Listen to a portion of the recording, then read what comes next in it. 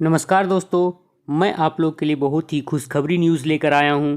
Actually खुशखबरी जो है सो एनसीएल की ओर से यानी नॉर्दर्न कोलफील्ड्स लिमिटेड की ओर से है। एनसीएल ने एक नोटिफिकेशन जारी कर दिया हुआ है जो कि आज ही के दिन 27 नवंबर 2022 को जारी किया गया है। एक माइनिंग सरदार की वैकेंसी इन्होंने दे दी है और ये एक फेक न्यूज़ नहीं है। ऑफिशियल वेबसाइट एनसीएल की वेबसाइट से डाउनलोड किया हूँ और इस पीडीएफ को मैं टेलीग्राम चैनल पर भी डाल दूँगा, वहाँ से भी आप देख सकते हो। और नोटिफिकेशन हिंदी और इंग्लिश दोनों लैंग्वेज पे जारी किया गया है, बट हम लोग जो डिस्कस करेंगे वो इंग्लिश लैंग्वेज वाला नोटिफिकेशन में ही डिस्कस करेंगे। तो चलिए हम लोग वीडियो को आगे बढ़ते हैं और इस वीडियो में हम लोग कुछ पॉइंट को ही डिस्कस करेंगे। क्या क्या क्राइटेरिया है, क्या क्या पोस्ट है, क्या क्या चीज रिक्वायरमेंट रहेगा, वही सबको इस वीडियो में हम लोग डिस्कस करेंगे। तो सबसे पहले हम लोग देख लेते हैं कितनी वैकेंसीज़ है। तो टोटल यहाँ पे आप देख सकते हैं कि 374 वैकेंसीज आई है। एक बहुत ही बड़ी वैकेंसी है, बहुत ही अच्छी वैकेंसी मानी जाती है माइनिंग में। यदि 250-300 के आसपास वैकेंसी आती है तो बहुत ही अच्छा वैकेंसी माना जाएगा। यूआर में 149, ईडब्ल्यूएस में 36, एससी के लिए 55, एसटी के लिए 79 और ओबीसी एनसीएल के लिए 55, टोटल मिलाकर 374 वैकेंसीज। बहुत ही अच्छा वैकेंसी, बहुत ही अच्छा पोस्ट टोटल मिलाकर निकाला गया है। तो आप तैयारी करने के लिए पूरा रेडी हो जाइए। और यहाँ पे सबसे पहले देखिए, जो मिनिमम क्वालिफिकेशन माइनिंग सरदार के लिए 10th रखा गया है और उसके साथ साथ और gas testing certificate, first aid certificate और माइनिंग सरदार का सर्टिफिकेट होना ज़रूरी होगा। और जो ओवरमैन सर्टिफिकेट होल्डर हैं वो भी माइनिंग सरदार की इस पोस्ट को भर सकते हैं, लेकिन उसके लिए डिग्री देना होगा। डिग्री का सर्टिफिकेट मतलब डिग्री या फिर डिप्लोमा जो भी किए हुए हैं, इसके साथ में ओवरमैन का सर्टिफिकेट भी लगेगा और जीटी और उसके साथ फर्स्ट एड का भी सर्टिफिकेट देना पड़ेगा। और मैट्रिक का जो सर्टिफिकेट है उसको तो देना ही होगा। चलिए आगे हम लोग बढ़ते हैं। इसके साथ साथ यहाँ पे एक स्पेशल नोट दिया हुआ है। यहाँ एक इम्पॉर्टेंट डेट दिया हुआ है जो कि क्रूशियल डेट है। तो क्रूशियल डेट 22 दिसंबर 2022 है, यानी कि जो फॉर्म का लास्ट डेट है, फॉर्म भरने का क्लोजिंग है, वो 22 दिसंबर 2022 को रखा गया है।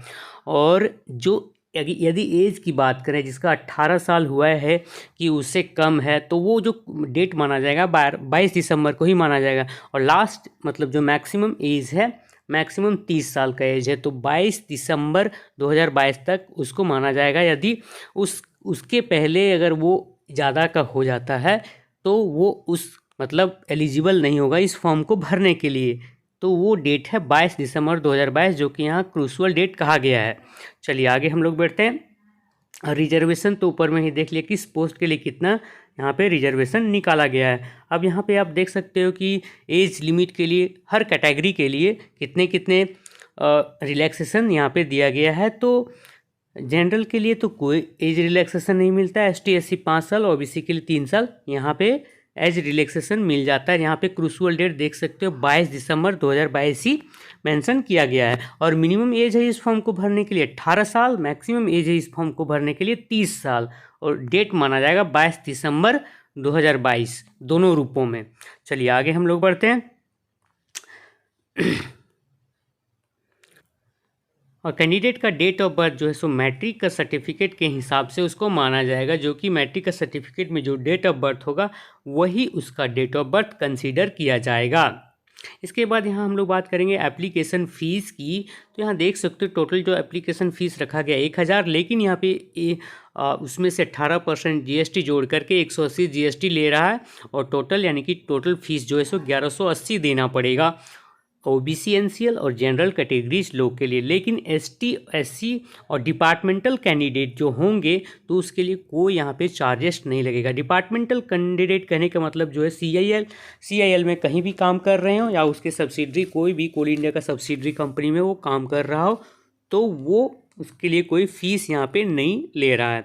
और जो पेमेंट करना होगा ऑनलाइन पेमेंट यहाँ पे करना होगा, जब फॉर्म भरेंगे उस टाइम पेमेंट होगा।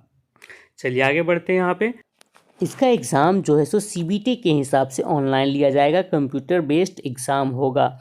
यदि कोई भी कैंडिडेट मिसबिहेव करता है, अनफेयर रूप से एग्ज़ाम देता है, चोरी करता है, किसी भी रूप से गलत तरीक़ा से एग्ज़ाम देता है, तो उसे डिसक्वालीफाई कर दिया जाएगा, एग्ज़ाम से बाहर कर दिया जाएगा। इन्होंने पहले ही मेंशन कर दिया है।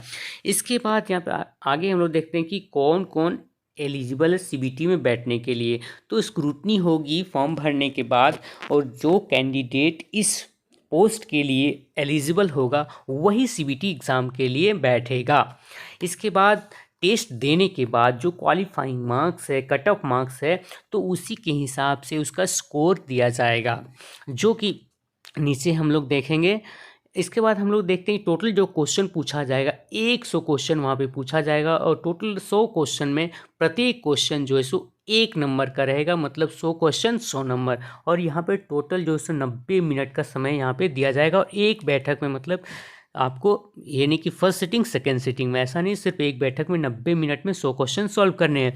और 2 सेक्शन में यहाँ पे क्वेश्चन पूछा जाएगा, सेक्शन ए और सेक्शन बी। सेक्शन ए में टेक्निकल से रहेगा, टेक्निकल मींस माइनिंग से ही 70 क्वेश्चन यहाँ पे पूछे जाएंगे, 70 एमसीक्यू।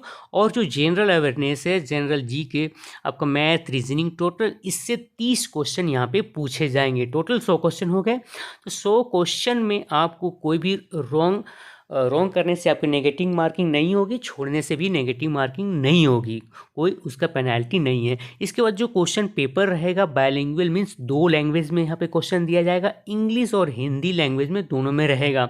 इसके अलावा कोई और लैंग्वेज में नहीं रहेगा। और यदि एरर आता है, कहीं गलती होती है हिंदी में, तो इंग्लिश का लैंग्वेज जो होगा, इंग्लिश उसी को वैलिड और उसी को फाइनल माना जाएगा। तो इसके लिए सिलेबस जो है, अंतिम में सिलेबस दिया है, लास्ट में पूरे सिलेबस के साथ बता दूंगा किस किस टॉपिक से एग्जाम में पूछ सकता है या फिर पूछा जाएगा, वो उस चेंज भी हो सकता है। इसके बाद टेस्ट सिटी, टेस्ट कौन कौन से शहर में लिया जाएगा, तो ऑनलाइन भरते समय आपको चुनने के लिए वहाँ पे दिया जाएगा। टोटल 3 शहर शायद है, यहाँ पे 3 शहर की बात कर रहा है, तो तीनों में से आप कोई भी शहर को, या फिर शायद नंबर से 1 2 3 करके तीनों शहर को शायद चूज कर सकते हैं। इसके बाद बात करते हैं क्वालिफाइंग मार्क्स की, कट ऑफ मार्क्स की। तो यूआर जनरल और ईडब्ल्यूएस के लिए 50 मार्क्स रखा गया है, एससी एसटी ओबीसी एनसीएल के लिए 40 मार्क्स यहाँ पे क्वालिफाइंग मार्क्स है। इसके बाद कट ऑफ जाता है, कितना मार्क्स आता है वो तो एग्ज़ाम देने के बाद ही पता चलेगा। चलिए आगे हम लोग फिर देखते हैं।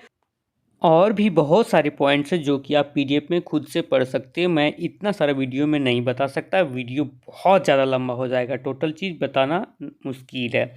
और एक यहाँ पे इम्पॉर्टेंट पॉइंट है, एक कैंडिडेट सिर्फ एक पोस्ट के लिए अप्लाई कर सकता है इस नोटिस के लिए। यदि वो 2 पोस्ट के लिए अप्लाई करता है, 2 बार अप्लाई करता है सेम पोस्ट के लिए, 3 बार, तो जो फाइनल में फॉर्म को भरेगा वही फॉर्म को उसका फाइनल फॉर्म माना जाएगा, और उसी का उसका एडमिट कार्ड या जो भी है उसी का आएगा। इसके बाद जो आपका जो पैसा लिया गया है एग्ज़ाम फ़ी के लिए वो रिटर्न भी नहीं होगा। इसके बाद जो टीए ट्रैवलिंग अलाउंस भी नहीं मिलेगा, लेकिन एसटी एससी कैंडिडेट के लिए जो है सो टीए मिलेगा। उसका फॉर्म पीछे यहाँ पे इस पीडीएफ में भी दे दिया गया है, उसका टीए डीए मिलेगा एसटी एससी कैंडिडेट के लिए। चलिए आगे देखते हैं। अच्छा, कैसे आप अप्लाई कर सकते हैं, यहाँ पे इसका देख सकते हो लिंक दिया गया है, और इस एनसीएल का वेबसाइट पे भी ये मिल जाएगा। अब बात करते हैं इम्पॉर्टेंट डॉक्यूमेंट्स की। तो यहाँ पे सबसे पहले जो इम्पॉर्टेंट डॉक्यूमेंट है आपका फ़ोटो, कलर फ़ोटो, जो कि 3 सप्ताह के अंदर का होना चाहिए, और दूसरा है जो सिग्नेचर और ब्लैक पेन से होना चाहिए। ये दोनों जो सो फ़ोटो के फॉर्मेट में, जेपीजी फॉर्मेट में होना चाहिए। इसके बाद जो इसके अलावे जो और डॉक्यूमेंट्स लगेंगे वो पीडीएफ में भी फॉर्मेट दे सकते हैं, या फ़ोटो का फॉर्मेट जेपीजी उसमें भी दे सकते हैं। तो उसमें से आपका है मैट्रिक का सर्टिफिकेट आपको देना होगा। इसके बाद मैट्रिक के बाद जो, यदि आप माइनिंग सरदार वाला सर्टिफिकेट तो माइनिंग सरदार, या फिर ओवरमेंट सर्टिफिकेट है तो ओवरमेंट सर्टिफिकेट। इसके अलावा आपको gas testing, first aid certificate देना होगा। इसके बाद यदि डिप्लोमा होल्डर वाले हैं तो डिप्लोमा का सर्टिफिकेट, और डिग्री है तो डिग्री का सर्टिफिकेट भी देना होगा। और कैटेगरी कैंडिडेट के लिए एसटी एससी या ओबीसी एनसीएल ईडब्ल्यूएस जो भी है, तो वो सभी डॉक्यूमेंट्स को आपको अपलोड करने होंगे। इसके बाद आप लास्ट में यहाँ पे देख सकते हो कि कोई भी ऑनलाइन फॉर्म भरने के बाद जो आपका हार्ड कॉपी होगा, निकाल करके आपको डिस्पैच करने की कोई ज़रूरत नहीं है, आपको कहीं भी भेजने का कोई ज़रूरत नहीं है, सिर्फ ऑनलाइन फॉर्म को भर देना है। इसके बाद इम्पॉर्टेंट डेट की यदि बात करें तो 1 दिसंबर 2022 से सुबह सुबह 10 बजे से इस फॉर्म को भरना शुरू किया जाएगा, फॉर्म भरना स्टार्ट होगा। और लास्ट डे जो है, क्रूशियल डेट, टेंटेटिव डेट, ये 22 दिसंबर 2022 की रात तक, मतलब 11:59 PM तक इस फॉर्म को भरा जाएगा। इसके बाद जो भी यहाँ पे और डेट हैं वो यहाँ पे दिए नहीं गए हैं, सारे डेट्स को ऑफिशियल वेबसाइट पर अपलोड करता जाएगा समय के साथ में।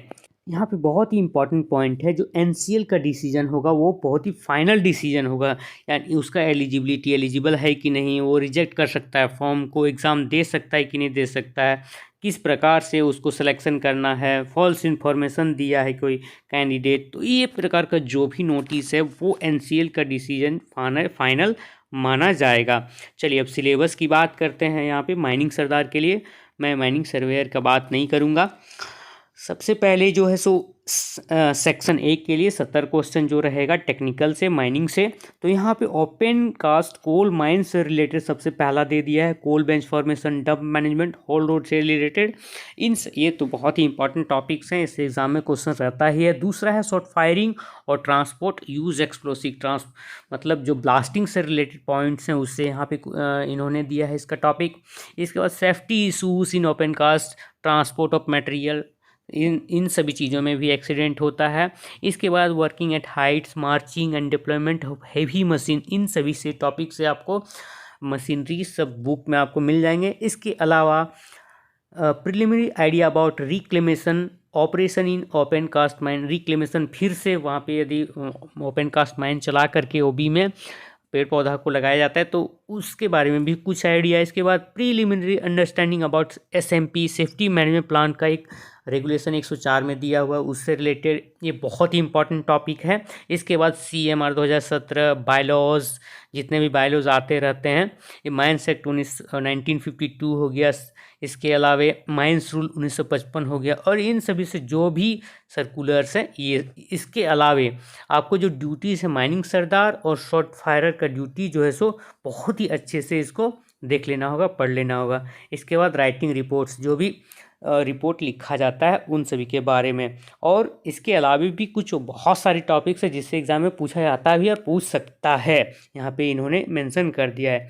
इसके साथ सेक्शन 20 से जो 30 क्वेश्चन रहेगा यहाँ पे देख सकते हो, जनरल नॉलेज से रहेगा, जनरल अवेयरनेस हो गया, रीजनिंग, वर्बल, मेंटल एबिलिटी और क्वांटिटी एप्टीट्यूड, इन सभी टॉपिक से मतलब ओवरऑल इसमें तो सारे चीज़ आ जाते हैं। तो इससे 30 क्वेश्चन यहाँ पे रहेगा, टोटल 100 क्वेश्चन यहाँ पे हो गए। इसके बाद नीचे और भी यहाँ पे फॉर्म दिया गया है, तो यहाँ पे देख सकते हो OBC और ST SC वगैरह वगैरह, और ट्रैवलिंग अलाउंस के लिए ST SC के लिए यहाँ पे भी फॉर्म दिया गया है। इस PDF में आप चेकआउट कर सकते हो। इसका आपको PDF जो है सो एनसीएल का वेबसाइट और मेरा टेलीग्राम चैनल पे भी मिल जाएगा। यदि हमारा वीडियो आप लोग को पसंद आता है तो ज़रूर चैनल को सब्सक्राइब कीजिए और शेयर भी कीजिए ताकि और लोग को भी पता चल सके। Thank you.